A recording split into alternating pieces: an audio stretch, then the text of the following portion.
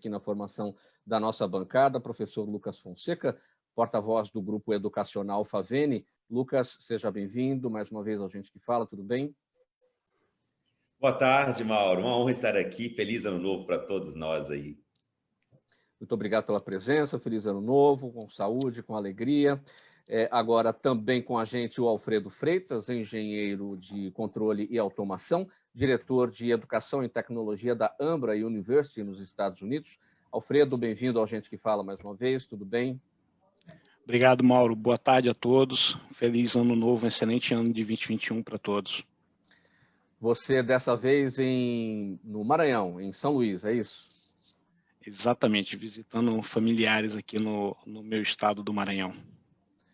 Muito bem. E agora também eu vou apresentar já com a conexão aqui retomada, a Estela Azulay, jornalista, analista de perfil, fundadora e diretora da Escola de Pais XD, também colunista do programa Papo de Mãe do UOL. Tudo bem, Estela, com a sua conexão, com você? Tudo tranquilo aí?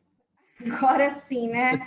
Essa coisa da vida online tem dessas, prega essas peças, né? Entrei no ar, na hora que o programa entrou, eu caí. Mas estamos aí juntos mais uma vez, Mauro, obrigada pelo convite e vamos aí agregar um pouquinho do que a gente pode agregar nos dias de hoje, durante esse programa. É o que eu brinquei aqui antes da gente entrar no ar, naquela conversa inicial aqui dos bastidores, né? Tem o Wi-Fi e tem o Wi-Fi, né? Aquele que foi embora e não volta mais e deixa a gente na mão. Mas vamos lá, o nosso primeiro assunto de hoje, 12h04, a Justiça de São Paulo indeferiu liminar em ação proposta por sindicatos que pedia a suspensão da possibilidade de retorno das atividades presenciais nas escolas do estado de São Paulo a partir de fevereiro. Aqui na capital, a Prefeitura ainda deve decidir nos próximos dias como deverá ser esse retorno, provavelmente intercalando as atividades presenciais e online. De qualquer modo, muitas escolas e faculdades também vêm apostando no aumento dos cursos via internet. A gente falou a respeito disso ontem. O prefeito Bruno Covas, aqui na capital, aguarda o resultado de um inquérito sorológico, é o quinto já sendo feito, com estudantes entre 4 e 14 anos de idade.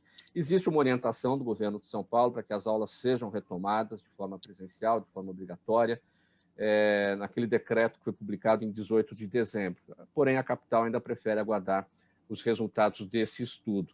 Agora, Lucas, claro, muita gente entrou nessa nova realidade do ensino online, gente que tem a possibilidade, tem um computador, tem internet, tem um equipamento para poder fazer isso, e aqueles que a gente sabe que não tiveram a mesma oportunidade. Mas como é que o mercado, como é que o mundo da educação deve se comportar nesse ano em relação a isso tudo? Ganhou o corpo essa questão do ensino à distância, das aulas online? Tem gente também que não se adapta a isso, né? Exatamente, é uma grande provocação que todos nós temos agora em olhar para essa educação, né, seja digital, presencial ou híbrida, como uma ação que precisa ser desenvolvida. Talvez a grande boa novidade que nós temos em 2021 que a pandemia não é mais algo novo, já estamos há quase um ano vivendo isso. E a educação ela é provocada a perceber quais ações podemos desenvolver. Eu tenho muito convidado todos os professores e gestores da educação a perceber o quanto estamos prontos para lidar com a diversidade, uma vez que não é mais novidade, e a gente precisa realmente olhar para a educação com atenção mais especial a partir de agora. O que acontece é que houve uma adaptação. A aula presencial virou uma aula online, não é exatamente o ensino à distância. O conceito de ensino à distância é outra coisa, né? Totalmente diferente. E, na verdade, o ensino à distância ele não foi programado para viver dentro de uma adversidade, como todos nós fomos provocados a viver, né? Então, a aula online que aconteceu em 2020, ela é diferente de uma estrutura EAD. Há toda uma preparação. Quando o aluno ele compra um curso, ele vai fazer uma matrícula em uma faculdade ou uma escola, ele tem toda uma programação mental em como que ele vai desempenhar isso. Todos nós fomos surpreendidos em 2020 e ninguém estava pronto para lidar com isso.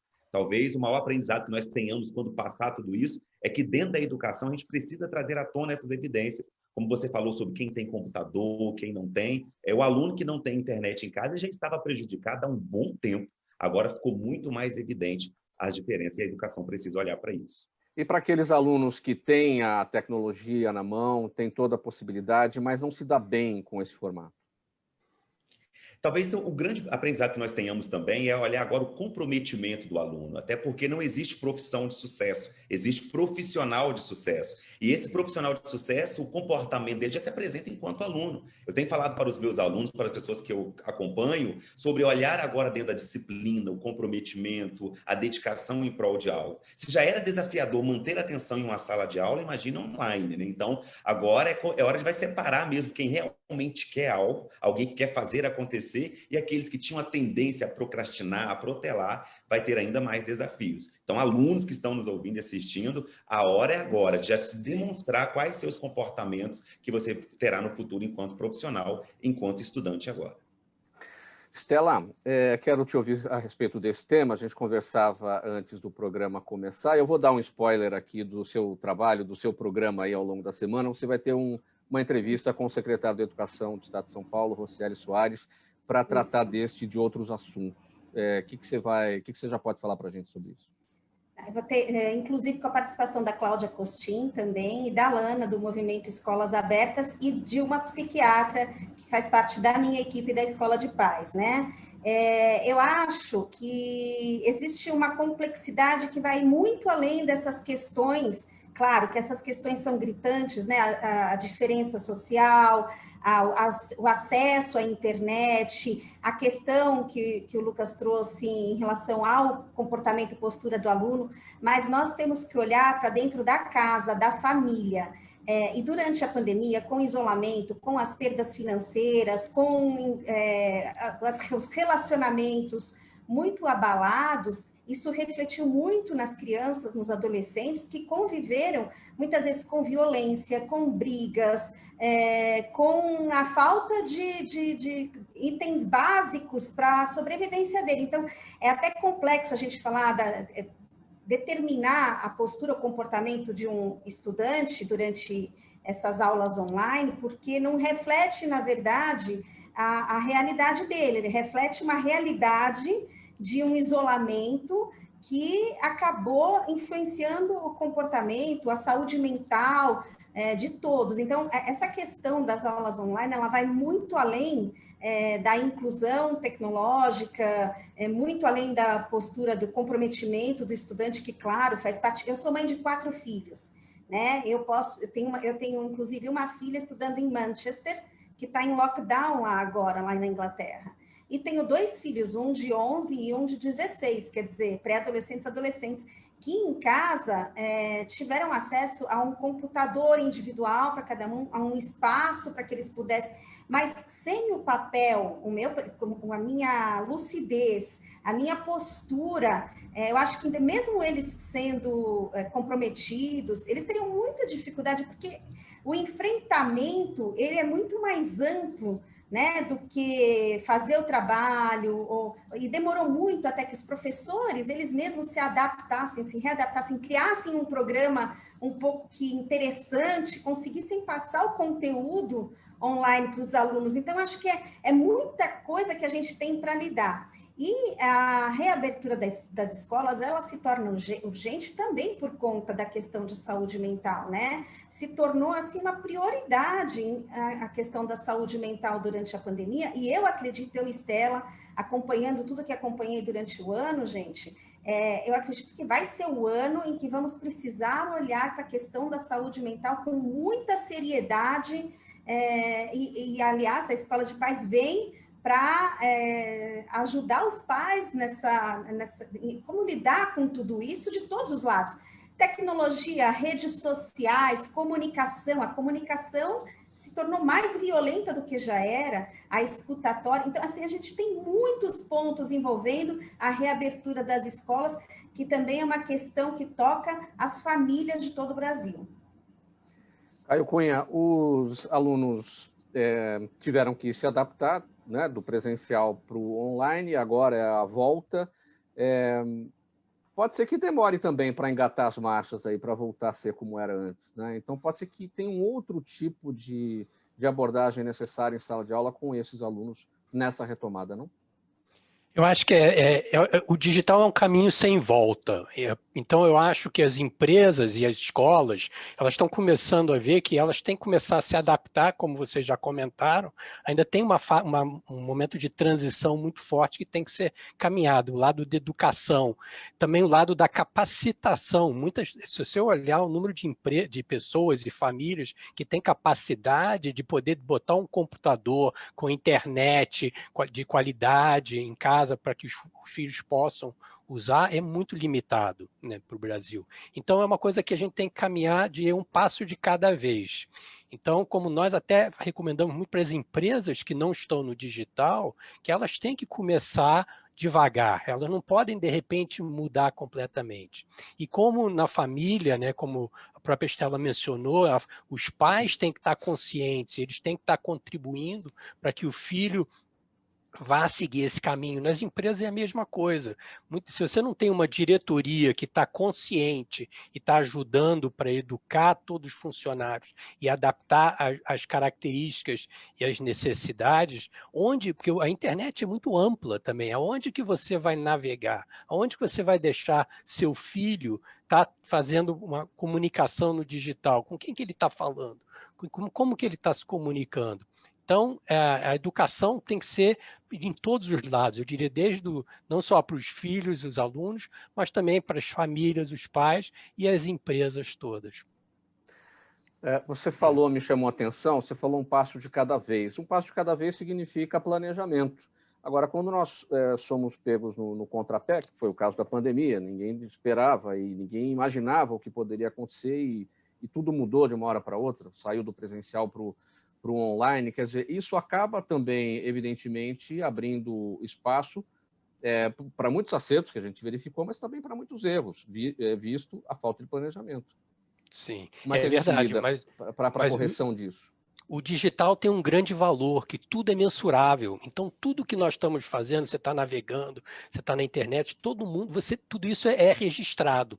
Então, você sabe onde a pessoa está entrando, onde ela está mudando. Então, por ser mensurável, você pode aprender muito rápido. Então, o digital você planeja, mas de uma maneira não tão, eu vou dizer, tradicional como era antigamente, que você fazia todo um planejamento no meio do ano, no final do ano para o ano seguinte, fazia projeções 2, 3 anos. Então, você hoje faz com o digital, você desenvolve uma visão, um objetivo e você testa. Você aplica, vê os resultados. Está servindo? Se está servindo, continue e vai aprimorando. Se não está, então desvia e muda o caminho. Esse é um grande valor do digital, que eu acho. Alfredo, e aí no Maranhão, eu não sei se é a sua realidade, se você vai para o estado aí com mais frequência, qual que é a situação dos alunos num dos estados com uma das maiores dificuldades nessa área em todo o Brasil, né? Bem, eu não sou do Maranhão, mas eu não moro aqui há muito tempo, mas o que eu percebo é que as instituições particulares elas voltaram no Maranhão depois do meio do ano em diante e com modelos diferentes, parte presencial, outra parte online, e eu penso que a gente deve criar possibilidade de liberdade, né? Nos Estados Unidos, as escolas tiveram mais liberdade e não foi uma determinação normalmente estadual e muito menos federal. Então, as determinações vieram mais locais, dos que a gente chama dos counties, e esses counties que organizam grupos de escolas, eles possibilitaram que a escola pudesse decidir se ela queria voltar blended e blended, como aquela escola quer voltar blended, quais os termos, se ela quer voltar presencial, em quais termos, e se ela quer ficar via internet. Eu acho que esse momento de 2020 ele foi muito importante para a gente ampliar e começar a abrir as portas para mais possibilidades. O Lucas comentou sobre a questão do EAD, então existia no Brasil, no ensino superior, um modelo bem parecido de EAD na maioria das instituições.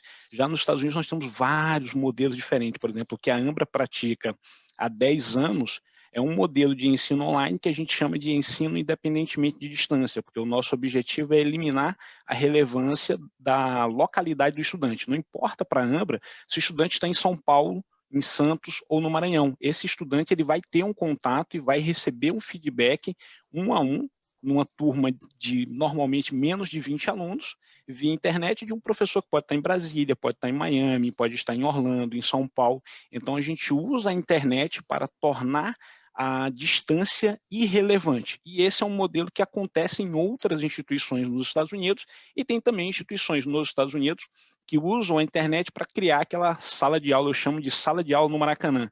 Então, eu coloco 200 professores, 200 alunos para um professor, e aí, com isso, eu vou destruir a qualidade da educação, porque ela vai ser tão boa quanto for o contato entre professor e aluno. E para o setor público, essa mudança, como é que deve ser o planejamento?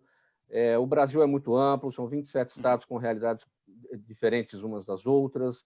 Como é que o setor público está abraçando isso tudo? Setor público, eu diria que tem outros desafios, Mauro. Pensa no seguinte, na instituição de ensino privada, na Ambra, por exemplo, nós não temos o desafio de como as pessoas chegam no nosso campo virtual. A gente fala, olha, você chega no nosso campo virtual em 2 segundos, mas você tem que ter computador, você tem que ter uma internet numa determinada velocidade. Então, há 10 anos, quando nós começamos, tinha algumas pessoas que queriam estudar conosco e na cidade daquela pessoa não permitiu acesso. Por exemplo, na cidade que eu nasci, que era São João dos Patos, Maranhão, há 10 anos, quando nós começamos, não tinha internet para alguém estudar na Ambra. Posteriormente, uns 5 anos depois que a gente começou, a internet lá já possibilitava isso. Já o governo ele não pode se dar a esse luxo de dizer assim, na escola pública o estudante tem que ter o acesso. Não, eu penso que o governo tem que ter uma lógica invertida. Da mesma forma que o governo ele é responsável por prover acesso de transporte ao estudante para levar para a escola presencial em muitas localidades, eu entendo que esse acesso de transporte ele é hoje o acesso de como levar a escola para a casa do estudante. Então, o governo tem que encontrar soluções para resolver o problema de equipamento e de internet do estudante. Não é simples, não é fácil, cada um tem a sua realidade, mas eu penso que, sabendo que esse é um problema e é uma responsabilidade do poder público, começa a ficar mais objetivo o que a gente tem que fazer. O seu olhar, Lucas, sobre o poder público nisso? O meu ponto de vista é que o poder público possa trazer toda a atenção para a educação. Tudo que foi falado aqui brilhantemente, né, pelos convidados, apresenta também como um processo. Mas eu sempre falo que a educação não é o melhor caminho, ela é o único caminho. Então, esse despertar, seja dos pais enquanto responsáveis, seja dos alunos, seja da educação, professores, gestores, eu convidaria todos nós, pós-pandemia ou durante a pandemia que nós estamos, a trazer a educação como foco. Porque quando nós aumentarmos ainda mais o interesse, um olhar mais pleno para a educação, a gente começa a encontrar mais mecanismo para que ela aconteça. Então, assim, às vezes o aluno que não tem a internet, por exemplo, em casa, ele pode ter um resultado e aquele que tem também internet não vai estar comprometido com aquilo. Então, talvez seja um ponto de vista que eu tenho trazido nas minhas palestras, nas minhas aulas, vamos olhar para a educação. Querer a educação, desejar que a educação seja a nossa única saída, inclusive para todas as circunstâncias que nós estamos vivendo, como Estela falou brilhantemente sobre a questão mental, como vai ficar a nossa saúde mental após isso. O mundo havia mudado, só que nós não tínhamos percebido isso em tanta clareza. Como, por exemplo, dificilmente poucas coisas foram inventadas na pandemia, só que nós fomos provocados a adaptar a educação digital que já existia, como ele falou nos Estados Unidos brilhantemente, tem esse exemplo lá. Então, como seria, durante toda essa trajetória que nós estamos enfrentando, trazer como foco na nossa discussão em todos os setores políticos e públicos, a educação como a nossa única saída para o mundo? Posso dar uma parte aqui, acho que sim. Só complementando, eu acredito que realmente a pandemia trouxe essa obrigação de todos olharem para a educação, porque os pais, a participação dos pais na vida escolar dos filhos sempre foi muito pífia, né? Sejamos sinceros aqui. Então, você faz uma reunião de escola, quantos pais eles vão para a reunião? Pai, nem vou falar, né? Assim, se vai a mãe e olhe lá. Então, os pais foram obrigados a lidarem com a educação escolar dos filhos de uma forma como nunca. Então, de repente, se tornou um tema relevante, geral, porque antes se discutia educação no âmbito político, numa linguagem que os pais nem participavam, não faziam parte da realidade da vida dos pais a discussão sobre educação, né?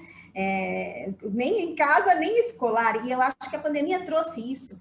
Os pais tiveram que se envolver com a vida escolar dos filhos e entenderam o papel da educação na sociedade. E do professor, eu falo que agora os professores viraram heróis, né, gente? Porque as mães reclamando aí nas redes, eu não sou professora, eu não sei dar... Pois é, então valorize o professor do seu filho. Agora, já que você falou do professor, e aqueles professores que também têm dificuldade na adaptação para o mundo online? É para mim a pergunta? Sim. Para mim a pergunta? Sim, para você. Eu vou falar assim, da minha própria experiência, né? Meus filhos tiveram aulas com todos os professores online. E tinham aqueles que tinham mais facilidade, né, de introduzir essa linguagem de uma forma interessante, e outros que desapareceram, né? Foram engolidos. Até porque, gente, eu lembro que professor também é gente. Então, aquele professor que está isolado na pandemia dentro de casa, também tem sua esposa, muitas vezes um pai doente, uma mãe doente, e assim, tudo se misturou, né? Então, se exigiu do professor uma revolução na abordagem profissional dele, ativamente, da noite para o dia, e ele tinha ainda que lidar com as mudanças internas dele, né? Então, eu acredito que o professor foi uma das categorias mais abaladas durante a pandemia. Ele virou o foco de tudo, né? Ele foi julgado, ele foi cobrado, e todas as palestras que eu dei para todo o Brasil, para professores, foram palestras assim de realmente reconstruir a autoestima daquele professor, a autoconfiança, fortalecer aquele professor que saiu muito machucado de todo esse processo, né? Exatamente como a educação não caminhava para a tecnologia, assim, estava a passos muito curtos, isso teve um impacto muito grande, porque esses professores tiveram que tirar um atraso, gente, de um século, vamos dizer assim, né? Então, eu realmente me solidarizo com a categoria, não está sendo fácil para eles, para os pais, para os alunos, e acho que a gente entra num ano de soluções. Tudo que for trazido agora em termos de soluções vai ser muito bem-vindo. Acho que a discussão já foi feita e acho que agora o momento é de soluções, como vamos solucionar tudo isso. Agora, Alfredo, com vacina ou sem vacina, isso não altera o plano de investimentos de ensino à distância no Brasil? Bem, eu penso que a educação à distância, a Estela colocou, vinha crescendo devagar, vamos dizer, a tecnologia mudando a educação de forma devagar, mas ela já mudando gradualmente. A gente olhava, por exemplo, nos Estados Unidos, no ano 2017, 2018, 25% das pessoas faziam cursos de pós-graduação, e aqui pode causar um estranhamento para nós brasileiros, estou falando de curso de mestrado e doutorado, 25% deles estudavam via internet. Quando a gente olha agora para o período nos Estados Unidos que começou em setembro, nós tivemos uma redução de 560 mil matrículas em cursos de graduação e um aumento de 100 mil matrículas em cursos de pós-graduação, principalmente mestrados e doutorados. E quando a gente olha para as instituições de ensino, falando aqui um pouco parecidas com a AMBRA, que são instituições de pós-graduação via internet, essas instituições tiveram um crescimento de 12% no número de estudantes nesse período letivo no segundo semestre de 2020. Então, eu penso que está tendo uma mudança, e o que eu acredito, do ponto de vista de ensino como um todo, é que nesse ano de 2021, nós ainda não teremos um ensino como era em 2019. Eu acho que mesmo lá na frente, vamos falar de 2022, se puder voltar tudo integralmente presencial, eu acho que vai voltar um pouco diferente, vai voltar melhor, vai voltar com pitadas e com muita característica de tecnologia, mas ao longo desse ano de 2020, a gente já viu, o MEC já editou uma regulamentação no final do ano, dizendo que cabe a cada cidade observar as normas sanitárias e a localidade dela para determinar a possibilidade de retorno, mas que ao longo desse ano 2021 pode ser feito tudo via internet. E eu acho que neste ano nós ainda teremos ensino pouco presencial e mais um ensino via internet. Você acompanha o programa Gente que Fala, Rádio Trianon, AM 740 de São Paulo, Rádio Universal, AM 810 de Santos. Também estamos nas redes sociais, Instagram, Facebook e no nosso canal no YouTube. Fazendo uma pausa agora aqui no assunto educação, nós vamos falar um pouquinho de economia. Eu recebo agora o Daniel Matos, economista, perito judicial, advogado, especialista em direito tributário. Daniel, tudo bem? Como estão as coisas? Tudo. E você e os demais colegas? Aqui todos bem, todos bem. Feliz ano novo, é o nosso primeiro contato aqui em 2021. Que tudo corra muito bem. Amém. Daniel, é o seguinte, ontem fomos surpreendidos, né, pela notícia do encerramento das atividades da Ford no Brasil. As fábricas serão fechadas, tem um planejamento para isso acontecer, mais de 6 mil funcionários, a gente precisa ver ainda qual vai ser o destino deles, mas a gente precisa repercutir o que está acontecendo. Essa saída da Ford representa um receio com elevado custo do Brasil. A Ford fala em replanejamento global, a gente ouviu o presidente da Câmara dos Deputados, deputado Rodrigo Maia, falar em falta de credibilidade da economia brasileira. É tudo isso, ou é de tudo um pouco ou não? Então, tem o custo Brasil aí, especialmente, né? Não, com certeza, né? Porque o principal fator é que, infelizmente, o nosso país ele não dá condições de desenvolvimento da atividade econômica de forma que você consiga fazer uma previsão futura, ou seja, você não tem o que no jurídico se chama de segurança jurídica, você não tem um ambiente que te dê segurança e você não tem condições econômicas para você desenvolver a tua atividade. Logicamente que a crise, ela gerou esse efeito muito forte de forma mundial e que isso vai levar mais ou menos, né, os modelos econométricos que eu tenho visto, você vê uma demora de mais ou menos 3 a 4 anos para esse choque ele se dissipar de forma completa. Logicamente que cada mês que nós avançamos, o sentimento do choque ele é menor. Logicamente que nenhuma empresa vai ficar num país, né, em que tem uma economia fechada com um ambiente econômico muito ruim. Logicamente que a decisão estratégica do ponto de vista da Ford, né, pensando na perenidade, ou seja, na permanência da Ford ao longo do tempo, foi a melhor tomada de decisão possível, uma vez que o país não dá condições. É uma pena analisando a condição interna, né, como brasileiro ou como consumidor / contribuinte, porque você vai ter aí mais de 5 mil desempregados, o que vai afetar esse consumo e esse desenvolvimento da economia que deveria ser forte nos próximos meses, né? É uma pena, e a repercussão que passa para o mundo, que até o Rodrigo Maia comentou, é uma realidade que somente reforça a descredibilidade do Brasil e o forte custo Brasil, porque o legislativo ele ainda não aprovou ao menos a reforma administrativa, e você encerrou o ano com a dívida na casa dos 91%, 94% do PIB, né? O que é muito alto, né? Então, isso prejudica muito a leitura do futuro para quem tem uma atividade econômica num país como esse. E a gente tem que ficar numa torcida. Essa foi o que eu destaquei aqui, né? Fomos todos pegos de surpresa. Já tinha acontecido em dezembro, né? Um fechamento de uma unidade da Mercedes-Benz no Brasil, né? Então, uma notícia atrás da outra vai trazendo alguma preocupação. Agora, o que o governo federal, Daniel, tem que fazer ou deveria fazer para sinalizar uma mudança do quadro econômico? Então, ele deveria, né, dar início às reformas estruturantes que são propostas do governo do ministro Paulo Guedes desde o começo, né? Ele apresentou 19 propostas de mudança de reforma estrutural, só foram aprovadas 3, o que deixa claro, né, que durante o governo do atual presidente você tem um engessamento das reformas fundamentais que vão alterar a estrutura. Por quê? Se você aprova, vou falar da reforma tributária, ainda que de uma forma bem reduzida, ainda que essa reforma seja sutil, a mensagem que passa é que o país está preocupado com o alto endividamento que possui e que tenta tratar isso durante o tempo. Eu não sei se você acompanhou, mas o Brasil deixou de pagar agora a parcela para manter o BRICS, né? Então a gente perdeu dos 20% que teria, perdeu para 17%.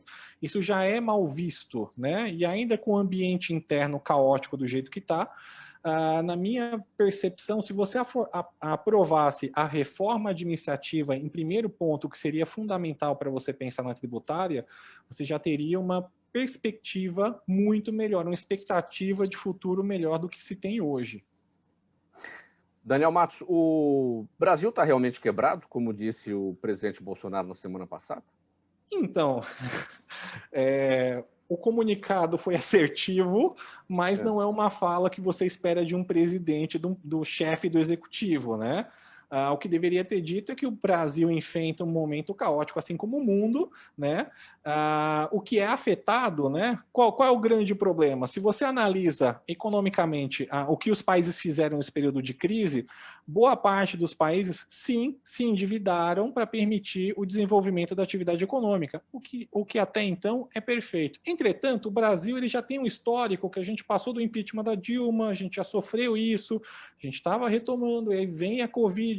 Então, assim, a sensação que tem, até alguns economistas usam essa expressão, que o Brasil ele faz um voo de galinha, né? Ele nunca consegue emplacar um voo, porque toda hora acontece um evento interno ou externo que impacta a economia, e você não consegue esse solavanco de crescimento. E, infelizmente, né, e é uma infelicidade, todo esse endividamento que o Brasil fez, isso vai ser descontado ao longo do tempo, a inflação, entre outros encargos, que é o que a gente está vendo agora no começo do ano, que você tem uma inflação de insumo em que as empresas não têm acesso a determinados insumos, o que está impedindo o desenvolvimento da atividade econômica. Em alguns setores você tem consumo, outros não. Você já registrou agora em novembro e dezembro uma queda do varejo, o que isso é muito ruim, né?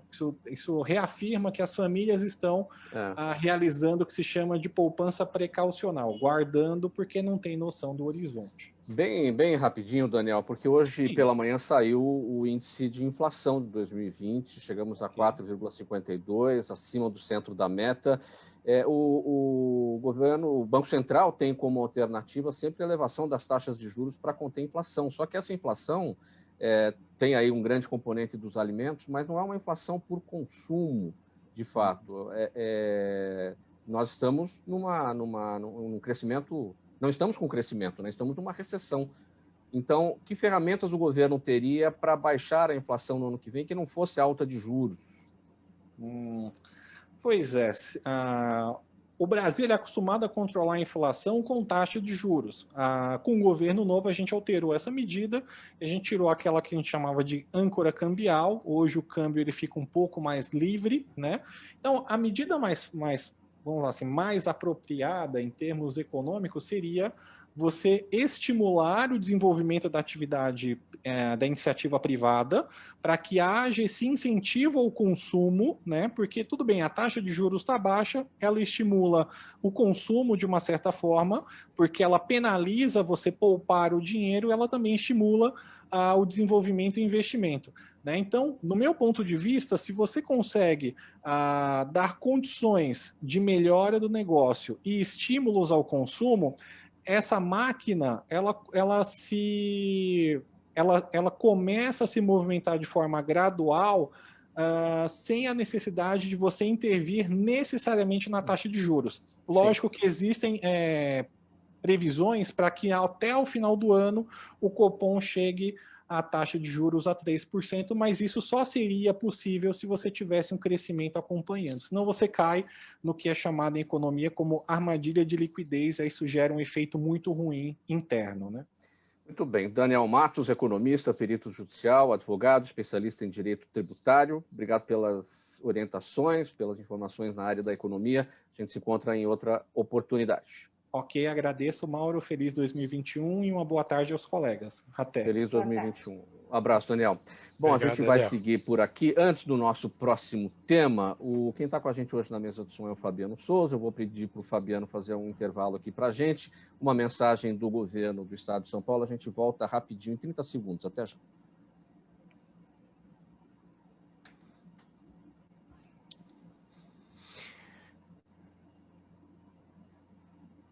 Temos um intervalo? Não temos. Se não temos, a gente segue por aqui. Deixa eu pegar aqui e abrir o nosso próximo tema.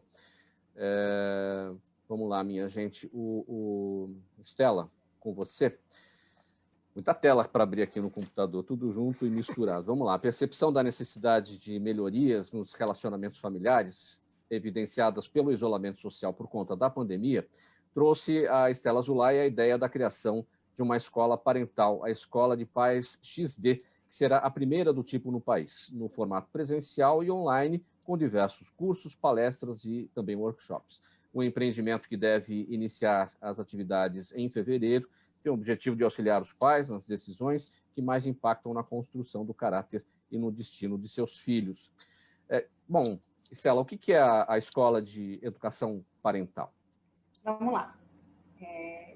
Como eu falei na minha última fala, 2021 tem que ser um ano de soluções. E sentindo todas as dores, como profissional, como mãe, eu percebi que existe um preconceito muito grande por parte dos pais em buscarem ajuda, orientação profissional, né? Então, buscar um auxílio terapêutico, buscar realmente ajuda na educação dos filhos. Eu sempre levanto essa bandeira de que todos nós nos esforçamos muito para sermos bons profissionais, né? Escolhemos uma carreira, a gente vai lá, estuda 4 anos, 5 anos numa faculdade, faz cursos extensivos, faz pós-graduação, vai para o mercado de trabalho, né? O quanto a gente não investe na nossa construção profissional. E ser pai e mãe hoje em dia exige muito mais do que intuição, gente. É preciso conhecimento, é preciso sabedoria, é preciso ferramentas. A gente está lidando aí com desafios nunca vistos antes que a tecnologia, a internet trouxe para a gente, né? Então, vem aí uma geração bem complexa e pais muito perdidos, muito reclamantes, né? Eles reclamam muito e pouca busca por solução, porque existe esse preconceito de ir atrás de uma psicóloga ou um psiquiatra ou, enfim, a psicopedagoga da escola. Então, os pais entraram em embates com escolas também, essa comunicação ficou muito prejudicada, falta de empatia. Então, eu juntei tudo isso aí e falei, vamos abrir uma escola de paz.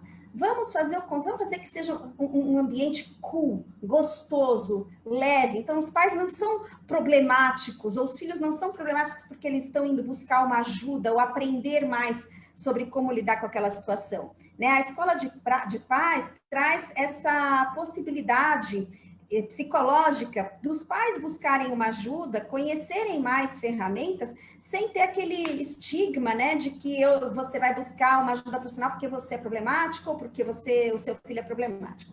Então, assim surgiu a Escola de Paz. Eu juntei um time de 8 profissionais da melhor qualidade. Temos uma psiquiatra, uma psicóloga, uma psicopedagoga que é diretora de escola, temos uma economista, temos uma pessoa que trabalha com inovação e tecnologia, temos também uma pessoa que trabalha com disciplina positiva, temos a terapeuta, a psiquiatra, eu como... enfim, eu estou lá com o meu curso de comunicação, né? Que essa é a minha especialidade. E nós criamos 8 cursos onde os pais vão se matricular, cada um escolhendo a sua maior dificuldade. Então, tem um curso sobre como lidar com a tecnologia com os filhos em casa, como lidar com as crianças pequenas, de 0 a 3 anos, por limites, lidar com aquele choro, né? Pôr a criança para dormir na pandemia foi um desafio muito grande.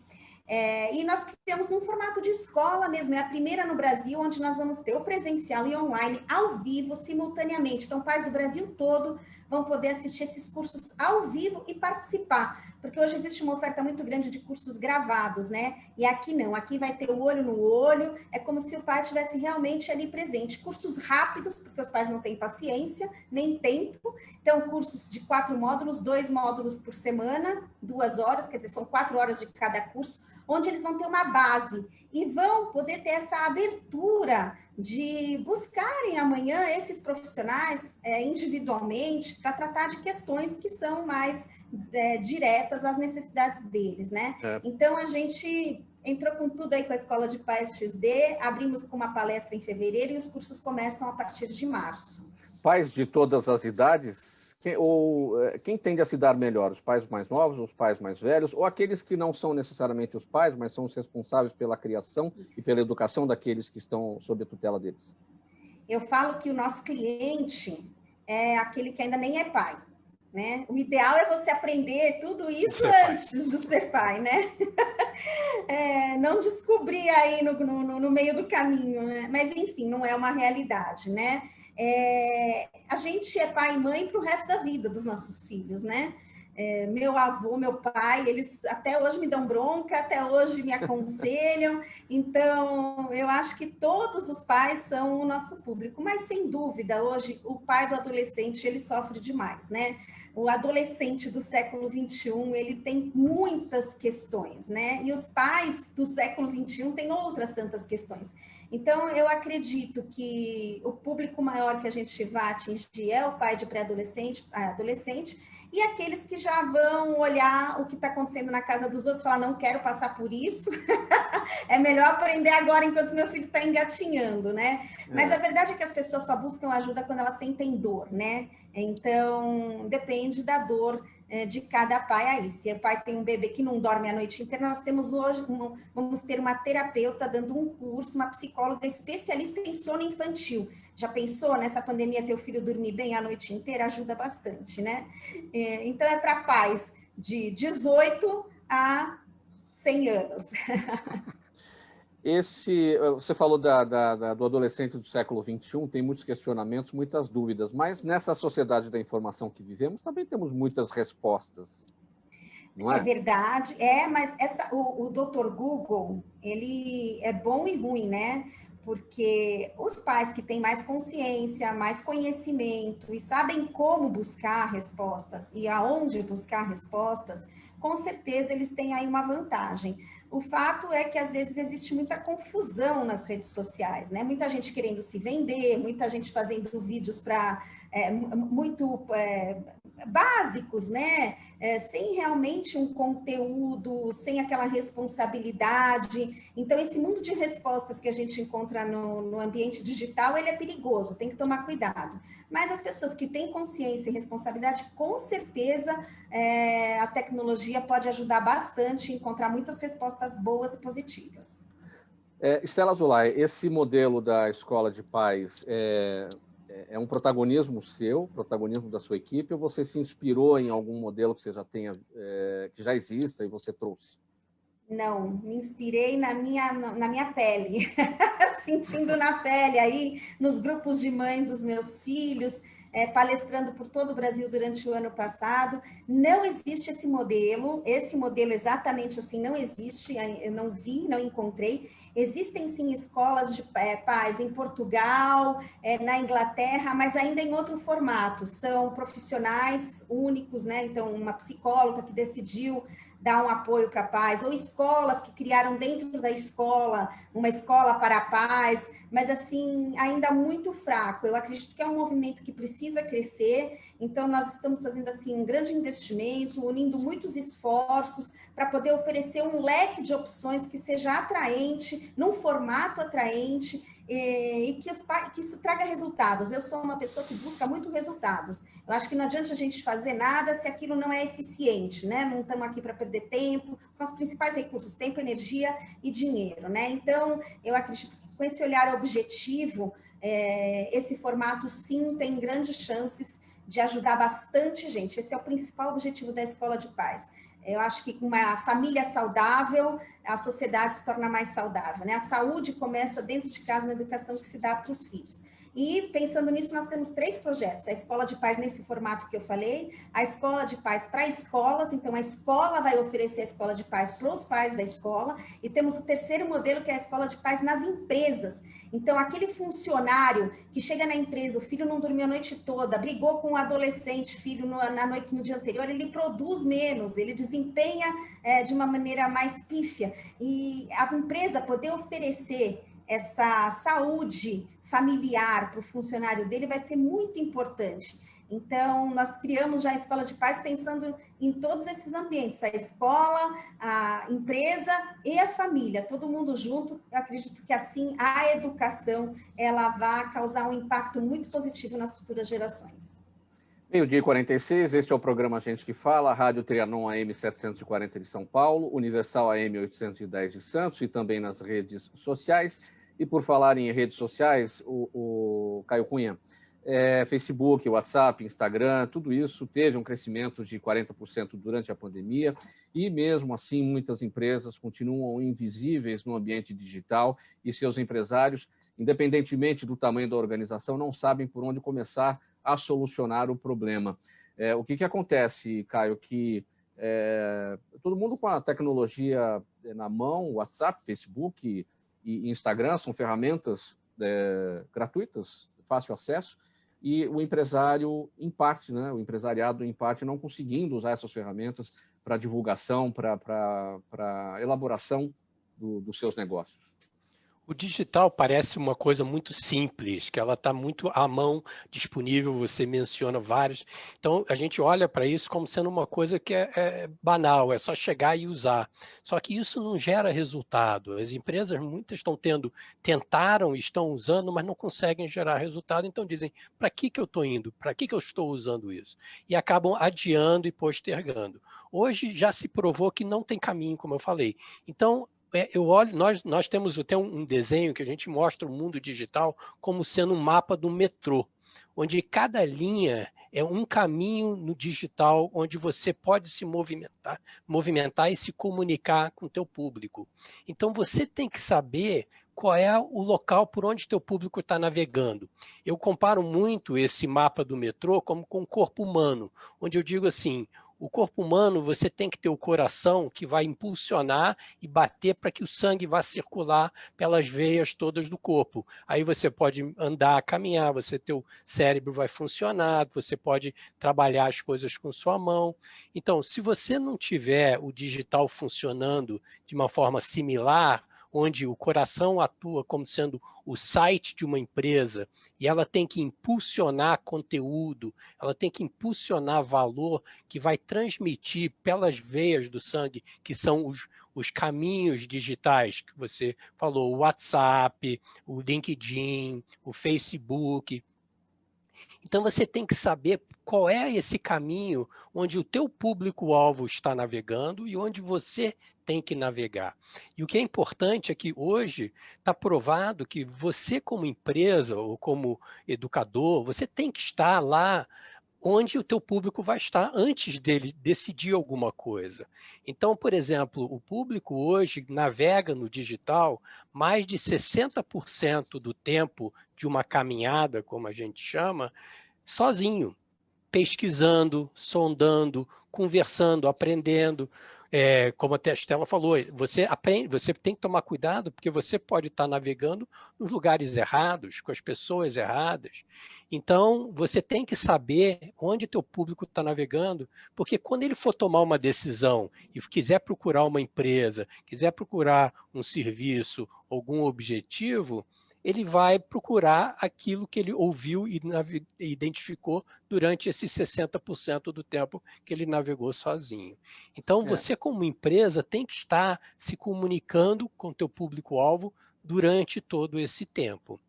Eu quero abordar ainda um pouco mais com você essa questão do navegar por lugares errados e conversar com pessoas erradas. Já já a gente volta nesse aspecto, Caio. Vamos aqui para mais um intervalo, o Fabiano Souza vai ajudar a gente. Em 30 segundinhos a gente volta com a sequência dessa edição do programa Gente que Fala. Até já. Está precisando de certificado digital? A SP Certificados é especializada para atender micros e grandes empresas de forma simples, rápida e descomplicada, com preços a partir de R$ 149. Localizada por toda a Grande São Paulo para estar junto de você, com o certificado digital ideal para sua necessidade. Entre em contato conosco, telefone 11 3854 1144 ou acesse nosso site spcertificados.com.br. Rádio Trianon. Faltando 9 minutos para 1, você acompanha o programa Gente que Fala, Rádio Trianon AM 740 de São Paulo, Rádio Universal AM 810 de Santos e ainda nas redes sociais. Caio, voltando com você, aquele aspecto de que muita gente navega por lugares errados na internet, conversa com pessoas erradas e aí os negócios não avançam. Tem também esse lado de que muita gente acha que internet... Você está na rede social e acha que a internet acha que a rede social é a internet. A internet tem muito mais do que rede social. Acho que é esse o erro, né? Com certeza. A rede social é muito bom para você comunicar e, como eu te disse, como falei antes, se tornar conhecido durante o período de navegação, nesse período, enquanto o consumidor está avaliando. Agora, você tem caminhos diferentes que você tem que escolher dependendo do teu objetivo. A gente fala muito que é como se fosse um funil, onde você tem que identificar um público, começar a se comunicar com ele e atrair ele para que ele desça ao longo desse funil até que ele esteja no momento de tomar uma decisão e comprar um produto, ou exercer uma opção, ou decidir um serviço, alguma coisa. Então, você, como empresa, você tem que estar se comunicando ao longo desse tempo. E educando ele. O público não está mais, como eu falei, ele não está lá pronto só para ouvir propaganda e publicidade. Ele está lá para conhecer, para conversar, para aprender. Então, você tem que identificar a necessidade e o estilo do teu público-alvo, que a gente chama de definir sua persona, e comunicar com ele da maneira que ele mais interessa, para que ele comece a sentir a necessidade que pode ser atendida através do seu conhecimento, todo o seu compartilhamento de informação, etc. Então, as empresas elas têm que ter todo um planejamento para poder ter resultado. Agora, um ponto que eu queria comentar, voltando um pouco no início da conversa, quando nós falamos muito, né, das empresas, do público, da necessidade, das famílias, dos pais que não conseguem educar os filhos, o digital serviu essa complexidade digital que a gente está vivendo, serviu para as empresas aprenderem muito coisas como que a Estela até mencionou, onde a importância é você dar atenção para a família do teu funcionário, para que ele possa estar dando atenção à família enquanto a empresa está funcionando.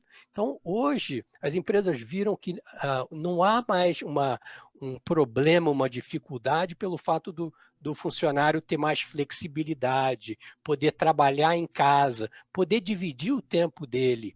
Quanto tempo que ele vai dar para a empresa e quanto tempo que ele vai dar para os filhos em casa. E ter horários mais flexíveis.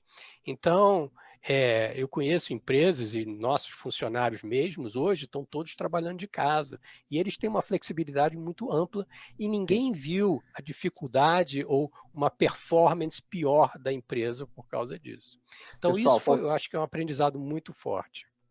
Legal. Pessoal, faltando 6 minutos para perguntas aqui da nossa audiência. Eu vou pedir bastante brevidade, porque tem pergunta para todos e a gente não tem muito tempo não, tá? Lilian Fernandes, pelo Instagram com a gente, pergunta para o Lucas, como é que anda na prática a chamada Educação 4.0, Lucas? Ela anda em desenvolvimento, né? Tudo que se fala em 4.0 é falar de atualidade, né? Liderança 4.0, gestão 4.0, como aplicar isso. Eu acho que a Estela falou brilhantemente sobre isso, o quanto que a pandemia força a gente a olhar para o presente. A educação tem o que eu chamo de síndrome da minha época. A maioria de nós, professores, em algum momento dizemos assim, na minha época não era assim. E esses adolescentes que chegam, essa geração agora, atual, elas não querem saber da nossa época, querem saber o que está acontecendo agora. Então, essa geração, essa educação 4.0, ela está em andamento e a pandemia forçou a gente a enxergar. Síndrome da minha época, jamais. Vamos olhar para o presente, aprender com esses jovens também que nos ensinam muito. No meu tempo era assim, acabou, né? Eu já disse isso. Na minha época, e isso serve até para gestão. Quando eu era diretor dessa escola, eu brinco com minhas palestras, eu falo assim, vamos sair da síndrome da minha época, vamos olhar para o presente. Pelo Facebook com a gente a Gabriela Vieira. Obrigado, Gabriela. Pergunta para o Caio, por que os SACs, os Serviços de Atendimento ao Consumidor das grandes empresas, são tão ruins? Um atendimento eficiente não traria mais lucro às empresas? Excelente pergunta. Esse ponto é excelente, com certeza, porque uma das coisas que nós sempre falamos para o nosso cliente, vocês têm que dar atenção para o teu cliente, você tem que olhar o teu público, o teu consumidor, e se você não valoriza e não prioriza ele, você pode ser um fracasso, porque o digital vai permitir para ele falar mal de você e criticar. Então, o que acontece é que as empresas estão usando de tecnologia para aprender e querendo usar tecnologia muito nova, mas ainda não está preparada, aquelas de os bots de automatização para responder automático, e isso está criando muita insatisfação. Então, você tem que avançar muito nessa tecnologia antes de aplicá-la. Everton Rodrigues com a gente no nosso canal no YouTube, pergunta para você, Alfredo, como um aluno EAD pode se proteger da exploração dos seus dados pelas empresas de tecnologia? Bem breve, Alfredo, por favor. Bem, eu acho que você tem que entender e buscar uma instituição que seja séria, que esteja comprometida com a sua formação. A instituição que é séria e comprometida com a sua formação, ela não vai te explorar. E aí as perguntas são fáceis. Quem são os professores? Esses professores, eles vão me conhecer pelo meu nome? Eu terei espaço para ter contato ao vivo com esses professores e receber feedback desses professores? Qual é o processo de ensino-aprendizagem que essa instituição tem? A instituição que tem isso, ela é uma instituição séria, ela fez o dever de casa dela educacional. E ela vai, obviamente, ter ética e tratar bem dos dados dos estudantes e dos interessados. Juliana Rocha, no Morumbi, zona sul aqui da capital. Estela, ela pergunta o que é que está faltando em termos de comunicação entre as escolas e as famílias para que as aulas online não sobrecarreguem ou enlouqueçam tanto os pais das crianças durante a pandemia. Empatia. Eu acho que os pais, quando falam com a escola, tem que lembrar que o diretor é pai, é mãe, é filho, humanizar um pouco essa relação. E a escola também tentar entender a realidade individual de cada família. Então, empatia é a palavra-chave do negócio.